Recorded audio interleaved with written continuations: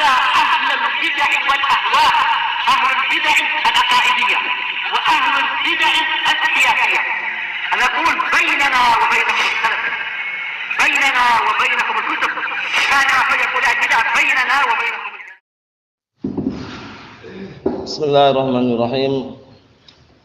Alhamdulillahilladzi arsala rasulahu bil huda wa dinil haqq liyudhhirahu 'ala ad-dini kullihi wa kafaa billahi shahida.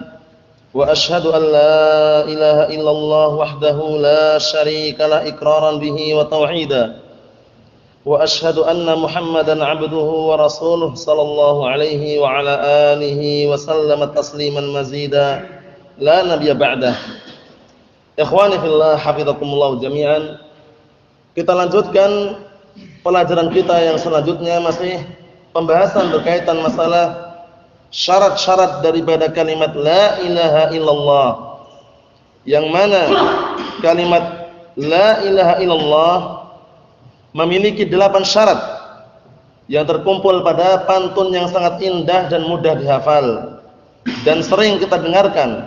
Ilmun yaqinun wa ikhlasun wa sidquka ma'a mahabbatin wa qiyadin wal qabuli laha wa zida thaminuha al kufranu minka bima siwal ilahi minal asya'i qad ulliha.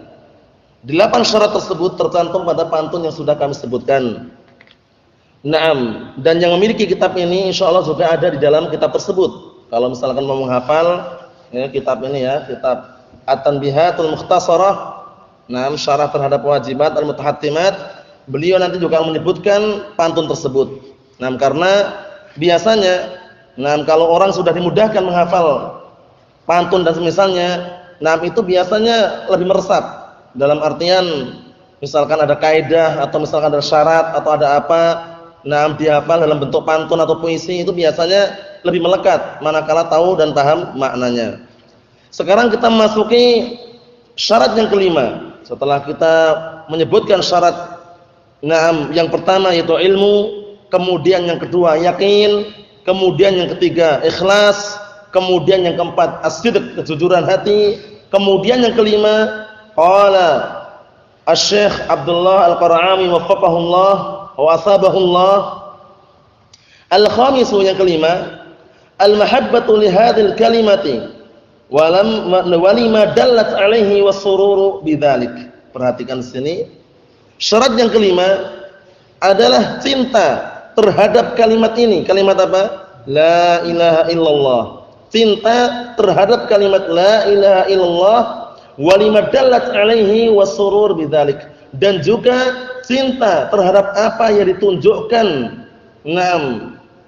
oleh kalimat tersebut, wasurur bidzalik, dan harus senang dan bahagia. Jadi ketika mengucapkan kalimat la ilaha illallah enggak boleh benci. Karena kalimat la ilaha illallah itu di dalamnya mengandung makna apa? Mengandung makna 2 rukun.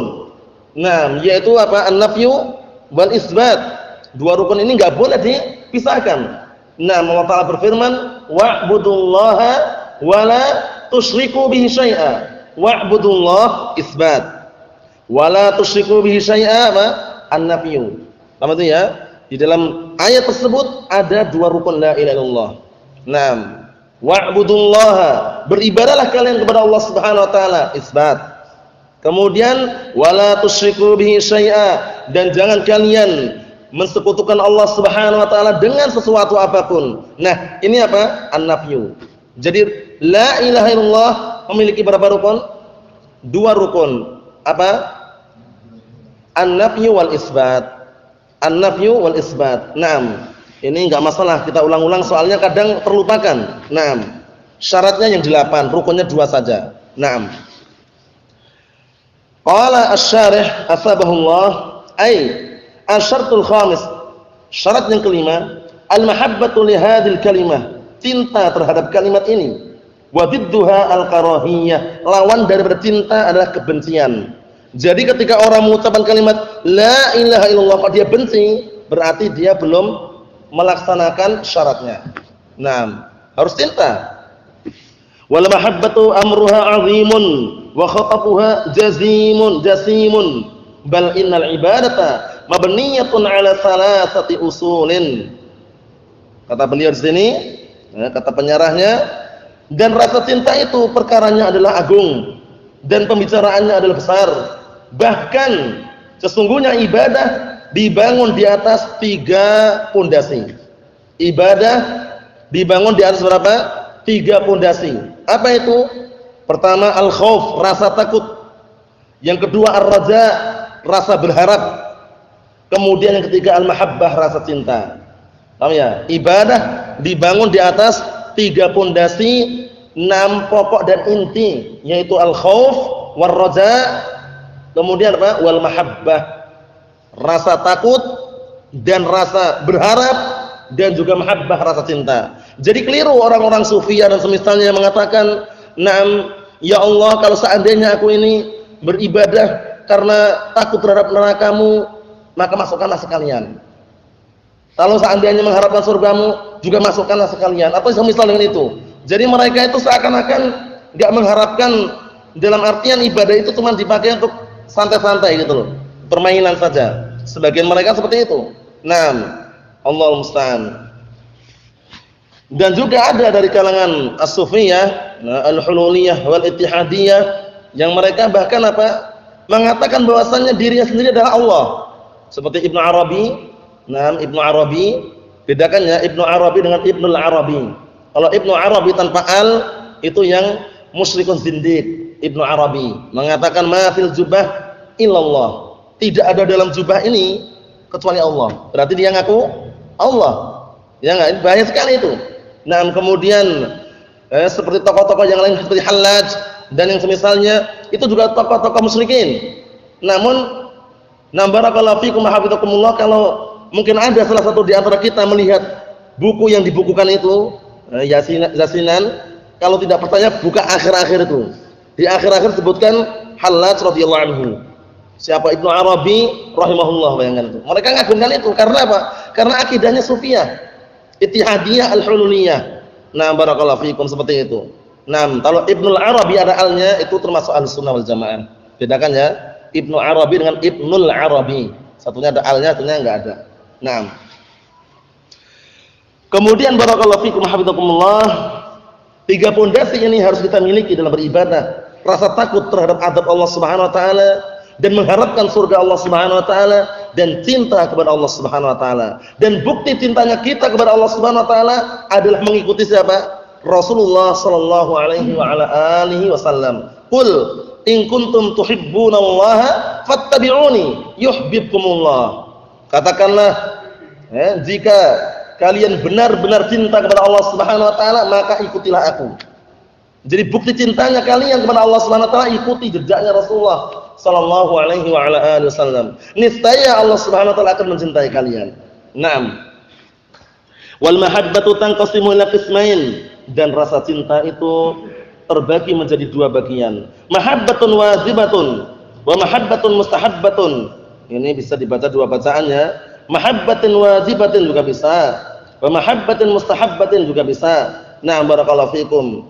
Nah, kalau mahabbatun wajibatun berarti dia nanti khabar, mubtada'nya dibuang, takdirnya hiya mahabbatun wajibatun. Tapi kalau mahabbatin wajibatin dengan dikasrah, maka dia badal. Nah, dan rasa cinta itu terbagi menjadi 2. Rasa cinta yang hukumnya wajib dan rasa cinta yang hukumnya apa? Sunnah. Maksudnya ya, ada rasa cinta yang hukumnya mustahab.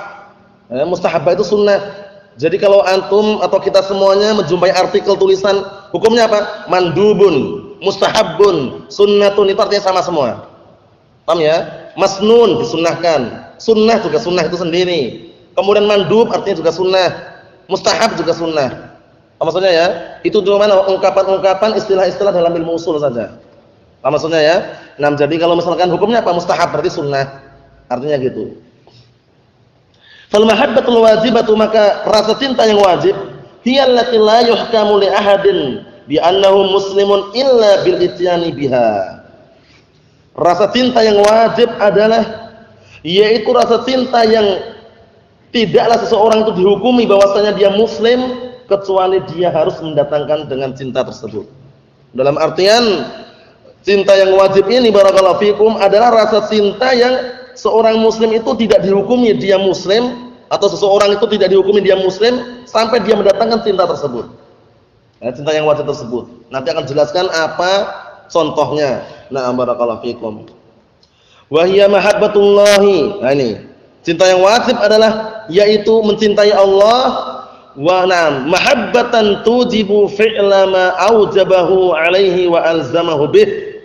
Yaitu mencintai Allah Subhanahu wa taala dengan rasa cinta tujib yang mengharuskan mengerjakan apa-apa yang Allah Taala wajibkan padanya dan Allah Taala haruskan padanya. Nah, karena pembebanan syariat ada berapa barakallahu fikum? Secara globalnya pembebanan syariat itu ada 5. Walaupun yang satu tergantung niat dan tujuannya. Paham ya? Pembebanan syariat ahkamut taklifiyah ada berapa? Ada 5. Walaupun yang satu tergantung niat dan tujuannya. Karena yang satu namanya mubah. Mubah itu perkara yang boleh, itu tergantung niat dan tujuannya. Nah, dia bawa tangga gini. Paham ya? Tangga itu tangga kan? Bawa tangga gini hukumnya mubah enggak? Mubah, tapi ternyata bawa tangga itu mencuri. Jadi apa? Haram, tergantung niat dan tujuannya. Nah, ada mubah itu sendiri tidak ada hukum tersendiri. Orang melakukan perkara mubah yang enggak dapat dosa, enggak dapat pahala aslinya. Tapi kalau niatnya untuk ibadah, dapat pahala. Niat itu maksiat, dapat dosa. Paham ya? Nah, jadi pembebanan syariat hukum-hukum taklifiyah, itu ada 5. 4 ini yang inti dalam artian masing-masing memiliki hukum tersendiri. Pertama, wajib. Kedua, sunnah, dikenal dengan mandub, mustahab, sama ya. Nah, kemudian ketiga apa? Haram. Kemudian yang keempat makruh, yang kelima mubah. Ini pembebanan syariat ada berapa? 5. 5 ini 4 ini memiliki hukum tersendiri. Kalau perkara wajib, barang siapa yang mengerjakannya dapat pahala, yang meninggalkan dapat dosa. Kalau perkara sunnah, barang siapa yang mengerjakannya dapat pahala dan itu afdal, dan yang meninggalkannya tidak berdosa. Perkara haram, barang siapa yang meninggalkannya berpahala, dapat pahala, tapi ingat ya, itu semuanya nanti tergantung dengan imtisalan. Ketika dia meninggalkan perkara haram, harus dia dalam rangka mengerjakan perintah Allah Subhanahu wa taala. Bukan karena riya, yang ingat ya, itu semuanya masih ke situ semua. Nah, jadi haram yang meninggalkan dapat pahala, yang mengerjakannya berdosa. Makruh yang meninggalkannya dapat pahala dan itu yang afdal. Meninggalkan makruh ya, perkara makruh itu meninggalkannya afdal dan mengerjakannya tidak berdosa. Perkara mubah tergantung niat dan tujuannya. Udah itu aja. Nah, itu semuanya dibahas dalam ilmu usul. Nah, kitab yang paling bagus untuk pemula masalah ilmu usul adalah yang dikarang oleh Syekh Muhammad bin Shalih Al-Utsaimin. Al-Usul min ilmi usul, bagus sekali itu. Nah, karena usul itu ya namanya usul pondasi gitu loh. Nah, sehingga kaidah-kaidah seperti itu penting. Terkadang muncul dan juga perlu dimengerti. Nah, kemudian berikutnya barakallahu fikum wa tarka ma haramahu alaih, dan juga rasa cinta yang mengharuskan untuk meninggalkan perkara yang Allah Taala haramkan padanya. Fa in akhalla bidzalika kullih, maka jika dia menghilangkan itu semuanya, au bima la yadkhulul Islam illa bih, atau dengan perkara yang tidak akan masuk ke Islam kecuali dengannya, falaysa bimuslimin, maka dia bukan muslim. Paham ya? Maka dia bukan muslim, tidak mengerjakan perintah Allah Subhanahu wa taala, tidak meninggalkan perkara yang dilarang, maka itu bukan muslim. Nah, jika apa? Jika perkara tersebut adalah perkara yang tidak bisa memasukkan dia dalam keislaman. Nah, seperti sholat ditinggalkan, nah sengaja atau tidak disengaja. Nah, barakallahu fiikum, malas-malesan. Nah, itu termasuk hukum tarikus shalah, hukum meninggalkan sholat. Hati-hati. Al-ahdul ladzi bainana wa bainal kufri as-shalah, faman tarakaha faqad kafar. Ikatan perjanjian antara kami orang-orang muslimin dan antara kekufuran adalah salatnya. Maka barang siapa yang meninggalkan salat, sungguh dia telah kafir. Hati-hati. Sungguh dia telah kafir. Apakah ini salat semuanya? Bahkan satu salat saja, salat 5 waktu itu berbahaya sekali ditinggalkan. Oleh karena itu Rasulullah mengatakan apa? Man taraka salatal asri faqad habita amaluh. Barang siapa yang meninggalkan satu saja salat asar, sungguh amalan telah terhapus. Bayangkan itu. Menunjukkan berbahaya sekali. Dan sholat asar ini yang paling ditekankan, karena kebanyakan orang-orang pencari dunia sibuk dengan kerjaannya. Bahkan tidak sempat dengan apa? Salat asar. Oleh karena itu dalam Al-Qur'anul Karim dipisahkan. Allah Ta'ala mengatakan, "Hafidhu 'alas salawati was salatul wusta." Bayangkan. Salatul wusta itu salat apa? Salat asar. Jagalah salat-salat kalian, salat 5 waktu dan salat asar. Padahal salat 5 waktu sudah masuk dalamnya salat asar. Tapi kenapa dipisahkan? Sangat ditekankan. Nah, karena kalau kita saksikan banyak kan seperti itu. Ngelembur kerja, salat asar pun terjang saja. Nah, barakallahu fikum seperti itu. Allahul musta'an. Nah, kita lihat sini. Wa intahawana bi ba'dil wajibat. Nah, dan jika dia beremeh-remehan atau menganggap remeh pada sebagian perkara-perkara wajib, fayangqus min imanihi ala hasabi dzalik, maka keimanannya berkurang sesuai dengan kadar yang dia tinggalkan tadi. Ini namanya pelaku dosa besar. Karena pelaku dosa besar tidak kafir, dia masih mukmin naqisul iman, mukmin berkurang keimanannya. Jangan sampai kita terpengaruh dengan pemikiran-pemikiran sesat dari kalangan Khawarij dan yang semisalnya, yang mereka mengkafirkan pelaku dosa besar. Karena berbahaya, barakallahu fikum. Na'am. Jadi pelaku dosa besar itu tidak kafir. Dia masih mukmin dengan keimanannya, cuma berkurang keimanannya. Karena iman menurut Ahlus Sunnah wal Jamaah apa pengertiannya? Apa Abdullah? Nutqun bilisan wa i'tiqadun bil janan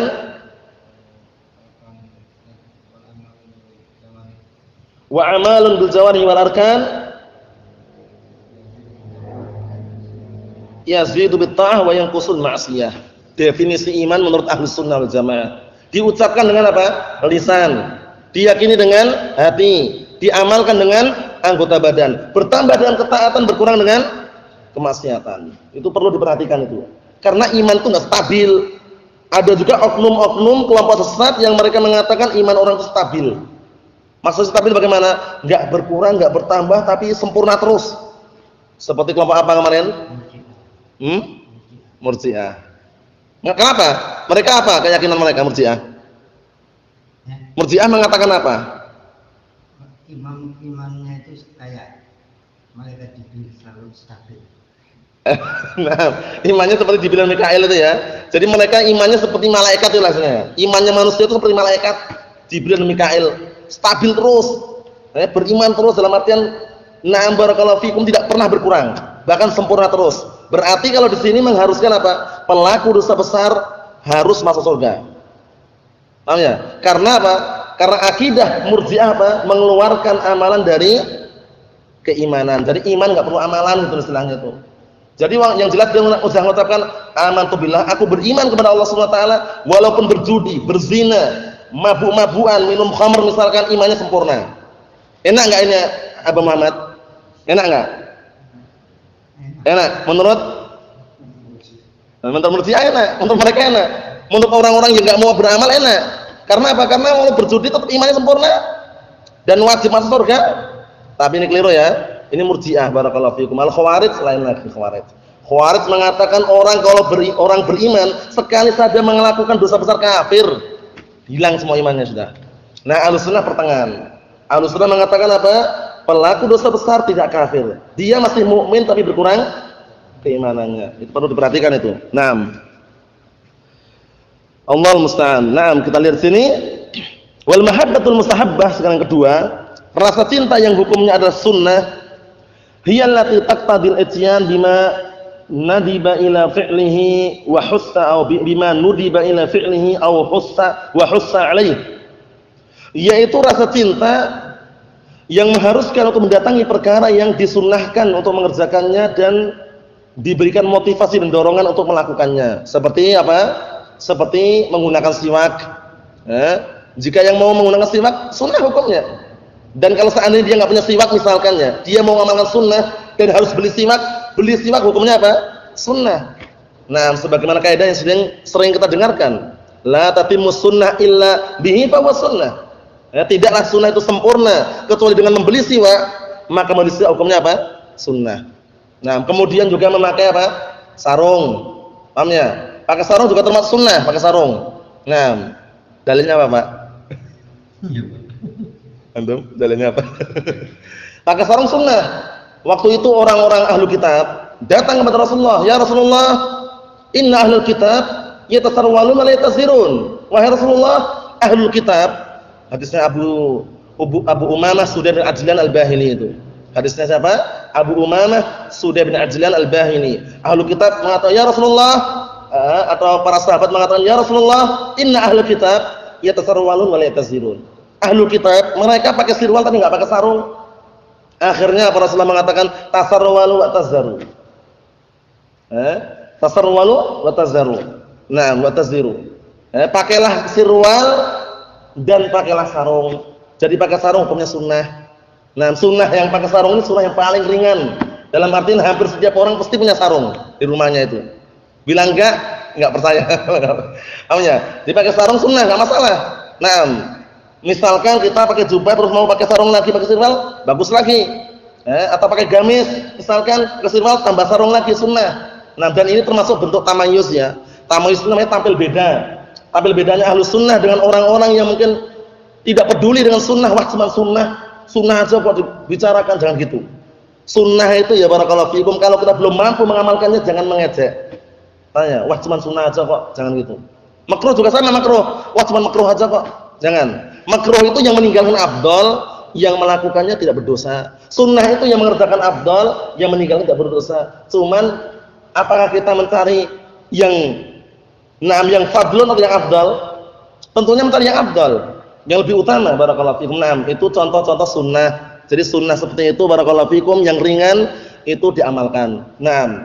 Ketika misalkan pakai barakallahu fikum jubah panjang, pakai sirwal, pakai sarung lagi bagus, sunnah. Atau misalkan pakai gamis, pakai sirwal, pakai sarung lagi, dan lebih astar.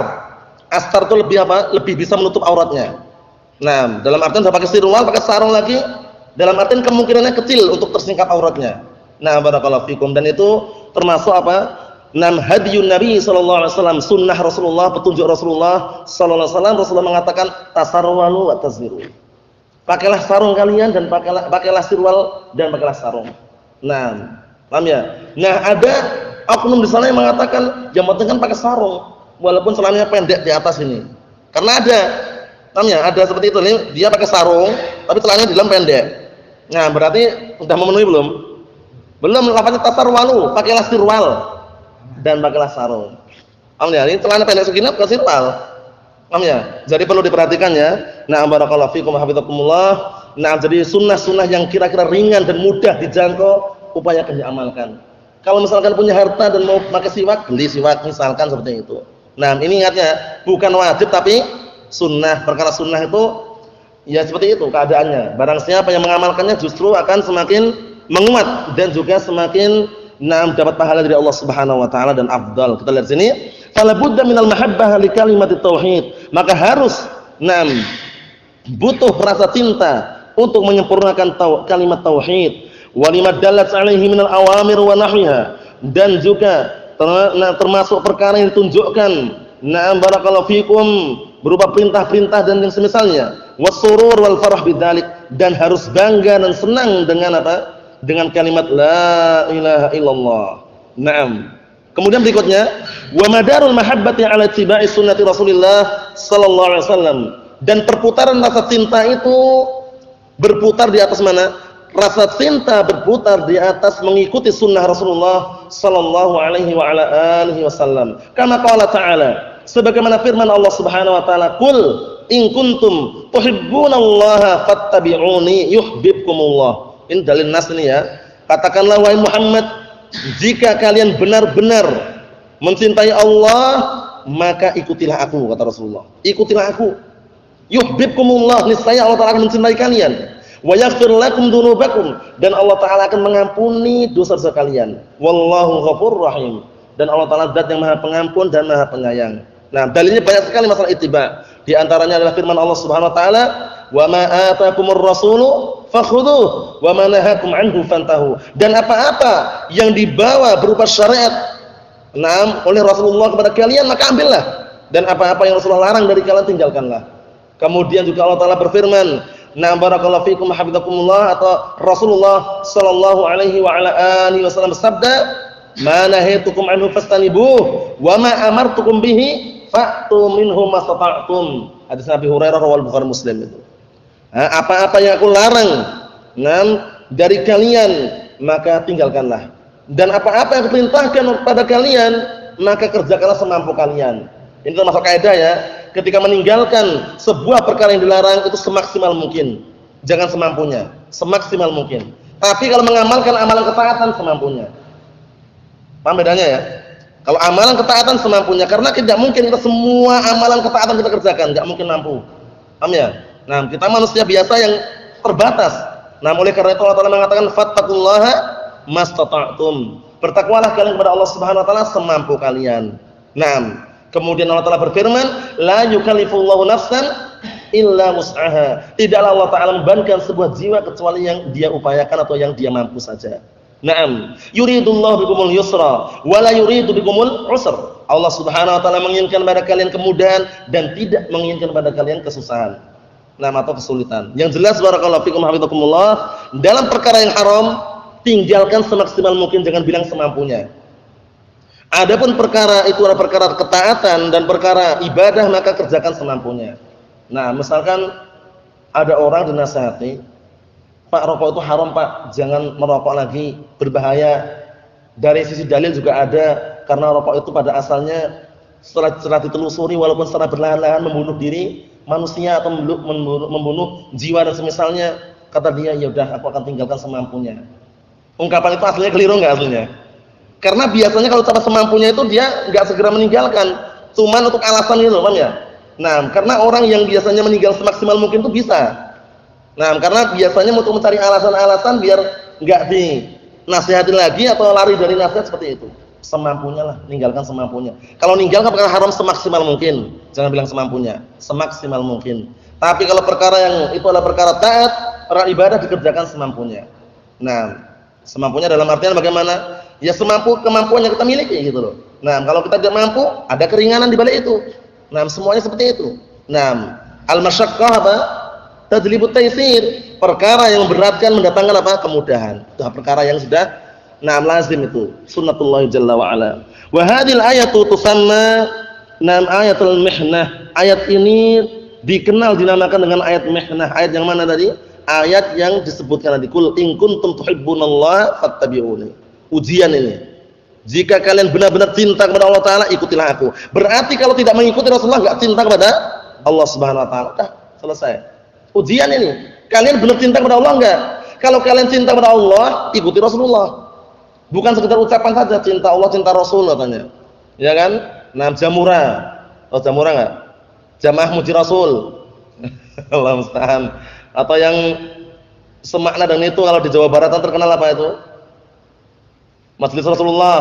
Nah, Allah musta'an. Itu semuanya kalau seandainya benar-benar meniti jejak generasi, nah barakallahu fikum salafus salih, atau meniti jejak Rasulullah sallallahu alaihi wasallam, enggak ada ritual-ritual seperti itu. Acara Maulid, Isra Mi'raj dan yang semisalnya. Bukan maknanya kita mengingkari Rasulullah lahir, benar kita yakin Rasulullah lahir. Nah, barakallahu fikum di tahun gajah misalkan, seperti itu. Kita yakini cuman untuk merayakan. Apakah ada dalilnya? Tidak ada. Tinggalkan, selesai. Paham ya? Isra Mi'raj benar enggak adanya? Benar. Ritualnya juga ada. Dalilnya banyak. Paham ya? Mengenai Isra Mi'raj Rasulullah, tapi ritual untuk memperingatinya enggak ada dalilnya. Nah, selesai. Nah, barakallahu fikum seperti itu.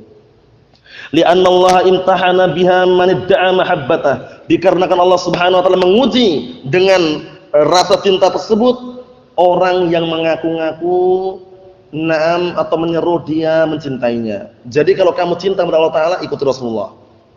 Kalau kamu tidak ikuti Rasulullah, berarti kalian atau engkau tidak cinta kepada Allah Subhanahu wa taala. Lazimnya itu. Ya kan? Jika kalian cinta kepada Allah Subhanahu wa taala, fattabi'uni, ikutilah aku, kata Rasulullah. Naam, barakallahu fikum. Karena kalau seandainya kita melenceng atau justru kita menolak, membantah perintah Rasulullah sallallahu alaihi wasallam, ancamannya berat. Ancamannya adalah azab yang pedih dan juga apa? Balak dan malapetaka. Allah Subhanahu wa taala berfirman dalam Al-Qur'anul Karim, "Falyahdharil ladzina yukhalifuna an amrih an tusibahum fitnah aw yusibahum adzabun alim." Maka hendaknya berhati-hati orang-orang yang menyelisih perintah Rasulullah sallallahu alaihi wasallam akan ditimpa padanya sebuah fitnah, bala, malapetaka, ujian, atau ditimpa padanya adab yang pedih. Hati-hati. Nah, perintah Rasulullah jangan disepelekan. Kemudian juga barang siapa yang menentang, memusuhi Allah dan Rasulnya setelah datang petunjuk di hadapannya kebenaran, ini benar, ini hak, ini batil, ini sunnah, ini bid'ah, justru dia malah mencari jalan selain jalannya kaum mukminin, Allah Ta'ala tampakkan ke dalam neraka jahanam. Waliyadzubillah. Wa man yushaqiqir rasula min ba'di ma tabayyana lahul huda wa yattabi' ghayra sabilil mu'minin nuwallihi ma tawalla wa nuslihi jahannama wa sa'at masira. Allah Ta'ala berfirman dalam Al-Quran Al-Karim, barang siapa yang menentang Allah dan Rasulnya, memusuhi Allah dan Rasulnya, menyelisih Allah dan Rasulnya, min ba'di ma tabayyana lahul huda, setelah nampak padanya petunjuk.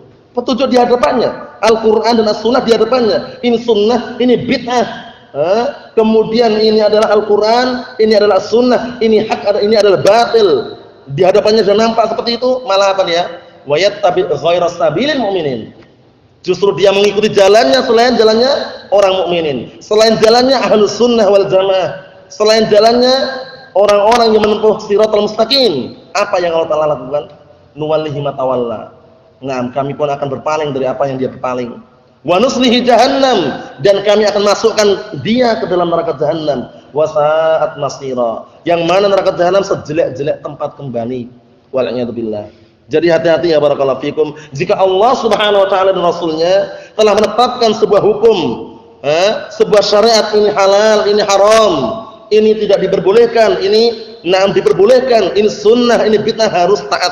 Sami'na wa ata'na. Nah, harus itu. Enggak boleh mencari pilihan yang lain yang sesuai dengan hawa nafsunya. Rasulullah melarang gambar makhluk bernyawa. Tapi kan para ulama berfatwa. Nah, Rasulullah melarang gambar makhluk bernyawa, tapi para ulama berfatwa bolehnya televisi. Yang diikuti yang mana kira-kira? Para ulama, fatwa para ulama atau Rasulullah?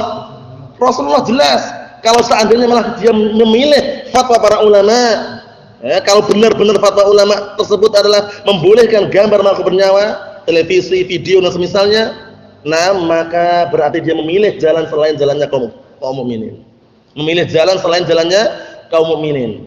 Nah, memilih jalan selain jalannya Rasulullah sallallahu alaihi wasallam. Jadi kalau seandainya ada dalil yang melarang gambar makhluk bernyawa, dia berdalil karena ucapan si fulan, si alan, Syekh fulan, Syekh alan, buktinya Syekh bin Bas muncul dalam televisi, buktinya Syekh Ibnu Utsaimin muncul dalam televisi, buktinya Syekh Shalih Fauzan muncul dalam televisi. Kalian ngecek enggak fatwanya bagaimana? Fatwanya semuanya jelas dan nampak tentang pengharaman gambar makhluk bernyawa yang mereka lontarkan, yang mereka jelaskan. Nah, barakallahu fikum, dari lisan-lisan para masyayikh tersebut. Cuman orang-orang menukilkan atau memfoto atau menggambar tanpa sepengetahuan. Seperti yang disampaikan oleh Syekh Ibnu Baz rahmatullah alaihi. Dia mengatakan, aku tidak ridho dengan orang-orang yang menyebarkan gambarku. Karena apa? Karena aku enggak tahu haula sawaruni. Mereka itu yang memfoto aku. Ini menunjukkan berlepas dirinya para masyayikh tersebut. Jadi enggak ada alasan lagi. Dan kalau seandainya para masyayikh itu terang-terangan boleh dakwah dengan televisi, padahal Rasulullah mengatakan haramnya gambar makhluk bernyawa, wajib kita semuanya serentak mengikuti jejak Rasulullah sallallahu alaihi wasallam. Paham ya? Karena fatwa para ulama yang berseberangan dengan dalil bukanlah apa? Wahyu dan hujjah. Paham ya? Hujjah itu adalah Al-Qur'an dan As-Sunnah. Itu perlu diperhatikan itu. Karena sekarang banyak yang berdalilkan seperti itu. Syekh fulan, fatwa Syekh fulan, fatwa Syekh fulan, Rasulullah melarang enggak? Rasulullah melarang, tapi fatwa Syekh fulan juga ada. Akhirnya dia mengedepankan fatwa Syekh fulan, meninggalkan fatwanya Rasulullah. Meninggalkan apa? Ucapannya Rasulullah. Allahul musta'an. Hati-hati barakallahu fikum. Naam. Allah Ta'ala berfirman di dalam Al-Qur'anul Karim, "Wa ma kana lil mu'minin wa la mu'minatin idza qadallahu wa rasuluhu amran an yakuna lahumul khiyaratu min amrihim wa man ya'sillaha wa rasulahu faqad dhalalan mubina." Artinya, tidak selayaknya bagi seorang mukmin laki-laki maupun wanita apabila Allah dan Rasulnya telah menetapkan sebuah hukum, sebuah syariat, sebuah perkara, malah dia mencari pilihan yang lain. Enggak layak seperti itu. Nah, ini haram, malah dia mencari pilihan yang lain. Ini sunnah, malah dia mencari pilihan yang lain. Nah, kemudian Allah Ta'ala mengatakan wa man ya'sillaha wa rasulahu, dan barang siapa yang bermaksiat kepada Allah dan Rasulnya faqad dhalla dhalalan mubina. Sungguh dia telah sesat dengan kesesatan yang nyata. Wal a'yadu billah. Naam. Ayo kita tutup dengan apa yang beliau tutup di sini. Waqad qala ba'dul mutaqaddimin rahimahullah, dan sungguh telah berkata para ulama terdahulu rahmatullah alaihim, ta'sil ilaha wa anta taz'umu hubbahu hadza la'amri fil qiyas syani'u law kana hubbuka sadiqan la ta'tahu innal muhibba liman yuhibbu muti'u. Ini adalah pantun atau puisi, artinya bagus sekali. Artinya kamu bermaksiat kepada Allah Subhanahu wa taala padahal kamu itu mengaku-ngaku mencintainya. Nah, bayangkan, kamu bermaksiat kepada Allah Subhanahu wa taala padahal kamu itu mengaku atau menyeru mencintainya. Hadzal amri fil qiyas syani'u. Yang seperti ini demi Allah di dalam masalah qiyas itu adalah tercela sekali. Dalam artian enggak pantas, enggak layak gitu loh. Kamu mengatakan cinta Allah tapi malah justru apa? Justru kamu malah bermaksiat kepada Allah Subhanahu wa taala. Lau kana hubbuka shadiqan la ata'tahu. Kalau seandainya cintamu itu benar, jujur, niscaya kamu mentaati Allah Subhanahu wa taala. Bukti taatnya kita kepada Allah taala mengikuti Rasulullah sallallahu alaihi wa alihi wasallam. Karena Allah telah perintahkan apa? Wa ma atakumur rasulu fakhudhuh. Dan apa-apa yang dibawa Rasulullah kepada kalian, maka ambillah. Perintah dari Allah Subhanahu wa taala. Innal muhibba liman yuhibbu muti'u. Sesungguhnya orang yang mencintai itu seringnya akan taat kepada orang yang dicintai. Ya enggak? Kita mencintai seseorang, biasanya orang itu memerintahkan apa saja mesti diturutin. Ya enggak? Nah, sebagaimana kita mencintai Allah Subhanahu wa taala, maka ketika Allah telah perintahkan kita ikuti juga. Kita ikuti juga, kita juga mentaatinya sesuai dengan kemampuan yang Allah telah berikan kepada kita semuanya.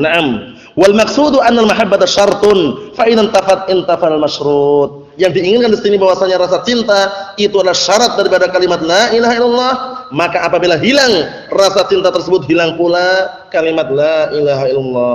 Nasallaha as-salamata wal afiyah wa nasallaha an yuthabbitana 'ala kitabis sunnah hatta nalqah. Subhanakallahumma bihamdika asyhadu an la ilaha illa anta astaghfiruka wa atubu ilaik walhamdulillahi rabbil alamin.